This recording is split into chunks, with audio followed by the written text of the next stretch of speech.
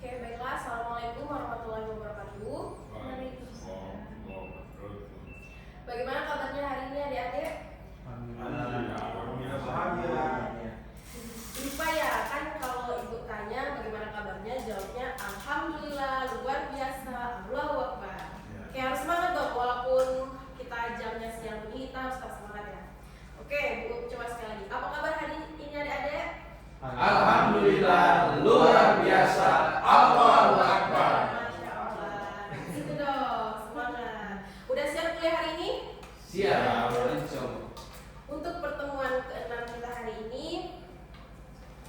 kita akan masuki materi mengenai elemen dasar dan teknik pengoperasian mesin bubut. Sebelumnya, Miss absen dulu ya. Dara Fitriani, Imam Perwira,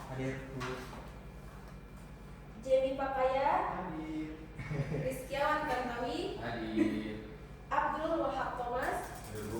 Masya Allah, masuk semua ya.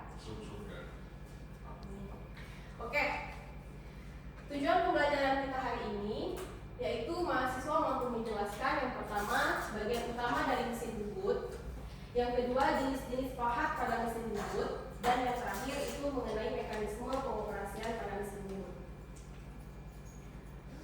Sebelumnya kita flashback dulu nih pertemuan kelima minggu lalu. Kalau mesin bubut itu bahasa lainnya apa tuh? Kalau di sini ada A, B, C, ada milling, turning, drilling. Kalau dari sebelah sini bahasa lainnya bubut apa? Masih ingat nggak pertemuan minggu lalu? Drilling, oke, kurang tepat. Ada turning, oke. Sesuai kesepakatan ya, yang menjawab ini selalu kasih nilai plus untuk. Jadi ini catat dulu ya, ada pertanyaan. Harus diingat ya teman-teman ya, kalau bubut itu turning. Jadi jangan sampai lupa kalau drilling itu dia mesin bor, drill, bor. Oke. Bagian utama mesin bubut. Nah, ini yang harus kalau nanti kita udah selesai S1, turun ke SMK, bagian utama dari mesin bubut ini kita harus paham. Jadi kalau misalnya nanti mahasiswa kita waktu SMK nanya, Bapak Ibu, kenapa bagian mesin bubut itu banyak tapi ada yang utama ada yang tidak? Nah, jadi kita harus tahu apa saja bagian-bagian dari komponen utama mesin bubut itu sendiri. Kalau kita lihat gambar di sini, ini yang saya ambil itu mesin bubut yang versi besar. Di sini bisa kita lihat pertama itu ada komponen lampu. Ada tahu nggak fungsi lampu untuk apa tuh? Menerangi. Betul. Lampu ini menerangi saat kita meletakkan benda kerja dan saat kita bekerja. Jadi operator sangat membutuhkan peran dari lampu ini saat bekerja. Lalu di sini ada cover dan di sini ada cover. Ada tahu nggak fungsi cover itu apa? Menjaga percikan.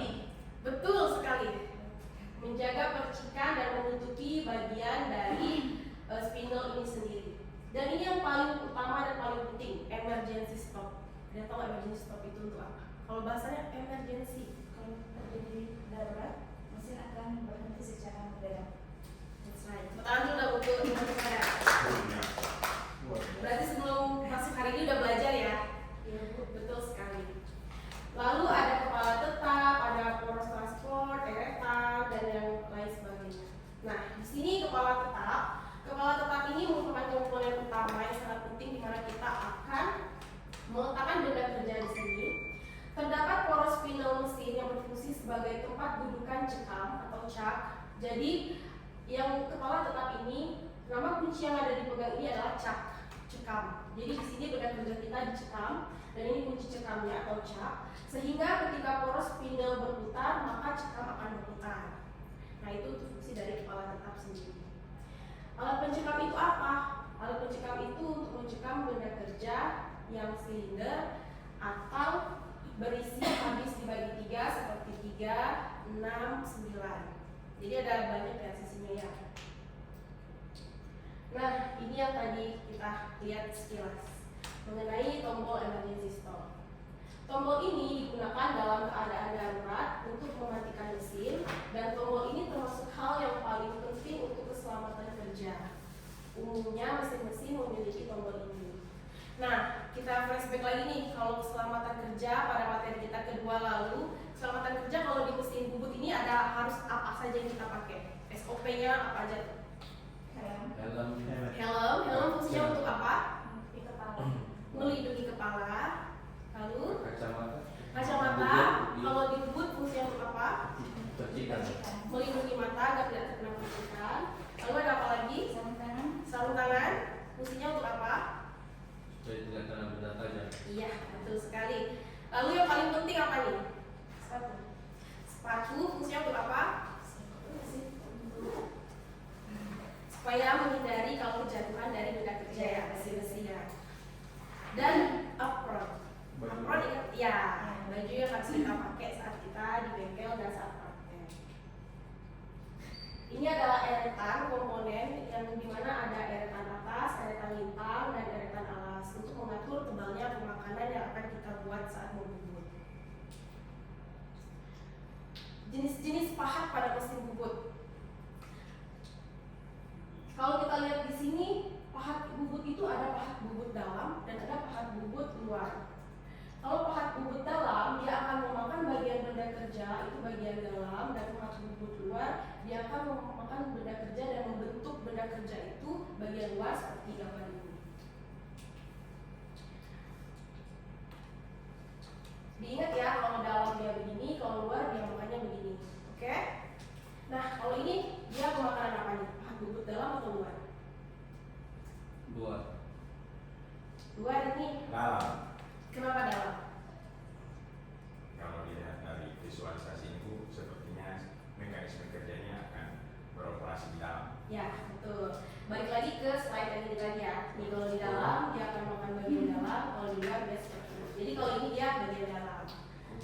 Kalau ini pahatnya, terus ini benda kerja juga. Ini dia makannya di bagian luar. Permukaan bagian luar. Ya, ini pahatnya. Nanti kita pertemuan ke-14 akan praktek membuat pahat. Jadi hari ini betul-betul dikuasai materi pahatnya ya. Ada pahat apa saja sih yang di mesin bubut? Pertama itu ada pahat untuk membuat pinggul atau centering. Lalu ada pembuatan alur, pembuatan ulir. Alur sama ulir beda nggak? Sama. Iya. Alur dan ulir.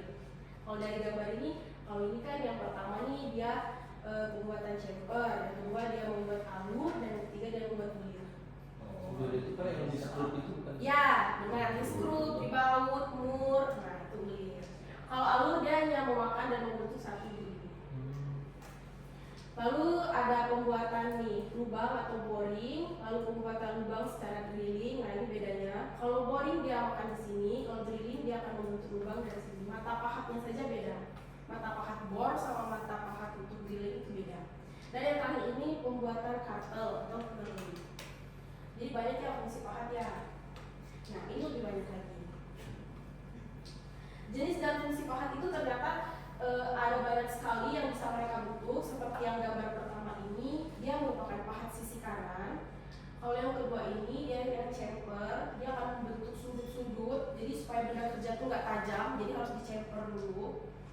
Lalu yang ketiga ini dia ada permukaan kanan. Nah ini yang bagian nomor 5 itu segitiga kanan, dan nomor 6 dia membuat alur. Sedangkan yang nomor 7 dia pahat ulir segitiga bagian kiri. Jadi ada banyak ya jenis-jenis pahat dan fungsinya ya. Mengapa sih kita tuh penting memilih pahat yang benar sebelum bekerja? Dan tahu nggak kenapa? Padahal kan semua jenis pahat tuh ya udah bisa untuk membuat satu benda kerja. Atau nggak bisa? Itu bisa menghasilkan ulir dengan model yang berbeda-beda. Hasilkan ulir dengan model berbeda-beda. Iya, jadi ulir itu ada ukurannya ya. Ulir itu juga bisa kita ukur dengan benda ukurnya. Jadi untuk ukuran ulir itu beda-beda. Sebelum melakukan proses pembubutan, penting untuk memilih pahat yang sesuai dengan bentuk benda kerja yang akan dibuat. Pastikan kondisi pahat tersebut layak digunakan karena kondisi pahat sangat mempengaruhi tekstur benda kerja hasil dari proses pembubutan. Jadi kalau misalnya nih kita mau memakan permukaan, ternyata kita pakai pahatnya salah tuh, kita pakai pahatnya pahat ulir. Nah itu menyebabkan struktur permukaannya menjadi kasar karena pemakanannya itu beda, geraknya juga beda, dan saat dia ketemu benda kerja yang akan dihasilkan jadi beda. Jadi itu makanya penting kita untuk memperhatikan pahat sebelum memulai pekerjaan. Ini ada sedikit tayangan video.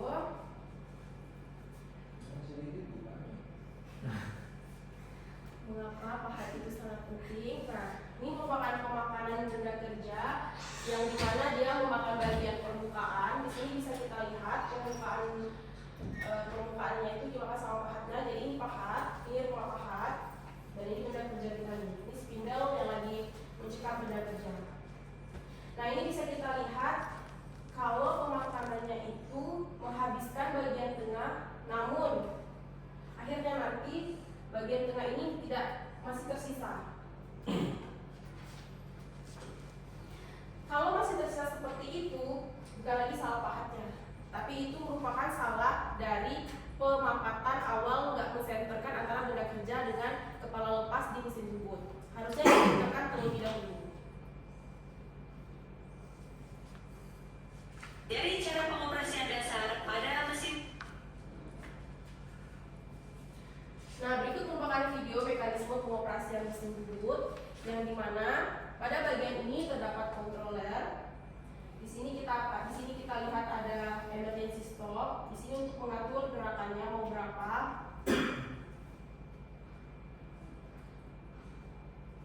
Tahap awal menghidupkan mesin kita harus memastikan dulu bahwa emergency stopnya ini terlepas. Melepasnya itu dengan cara diputar ke kanan dan dia akan lepas dengan sendirinya. Lalu setelah dia hidup akan ditandai dengan nyalanya lampu pada mesin bubut.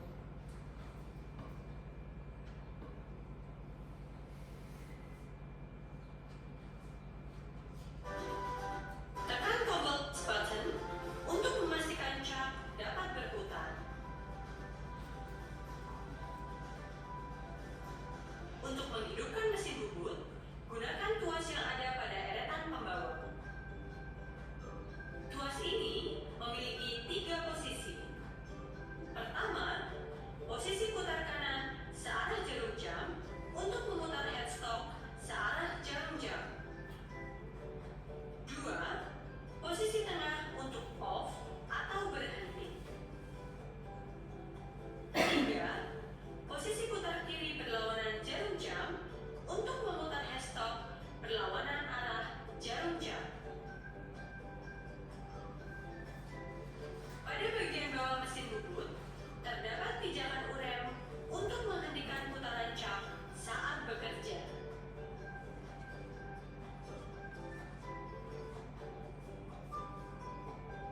Kecepatan putar cap pada mesin bubut dapat diatur hingga 9 kecepatan menyesuaikan kebutuhan.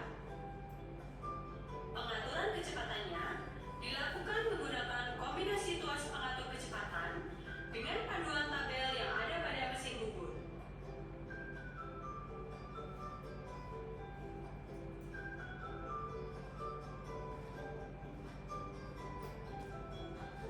Setelah merubah kecepatan, putar atau gerakan cap dengan tangan untuk memastikan posisi gear telah sempurna.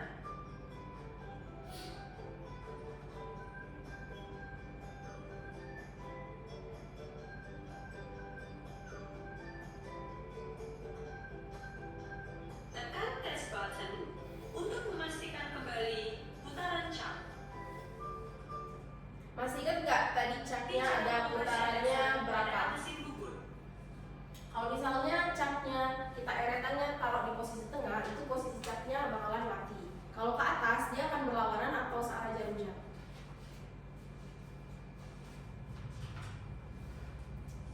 Searah jarum jam ya. Kalau dia ke bawah dia akan berlawanan dengan jarum jam.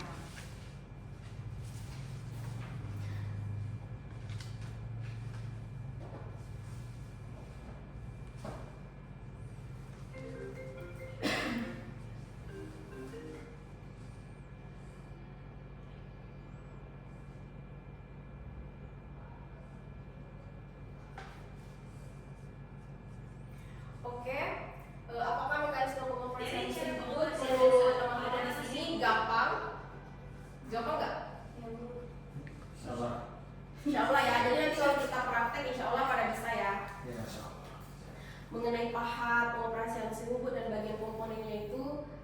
dipelajarin lagi, diulangi lagi, supaya nanti pas saat praktek kita sudah tahu nih bayangannya bagaimana sih yang ada mesin bubut yang akan kita operasikan, awal mulanya bagaimana, nah kita tahu. Selanjutnya saya ada tes. Di sini akan mengukur sejauh mana pemahaman teman-teman mengenai 3 komponen yang sudah kita nilai tadi. Silakan di-scan barcode-nya.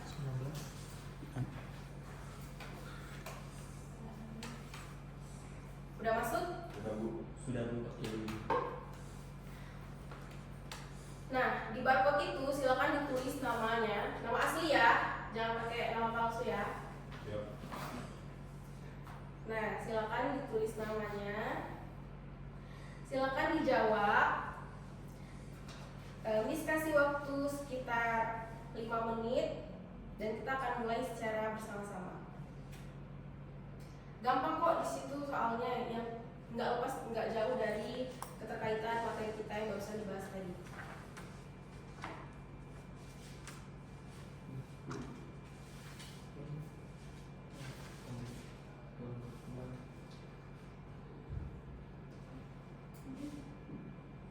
Oke, udah nyambung semua? Sudah. Kita start bareng ya. Masih kita terus.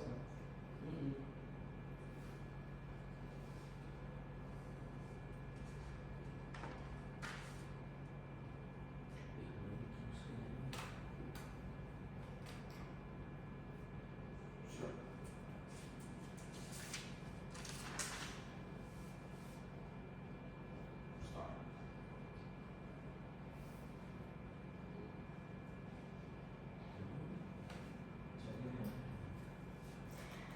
Oke.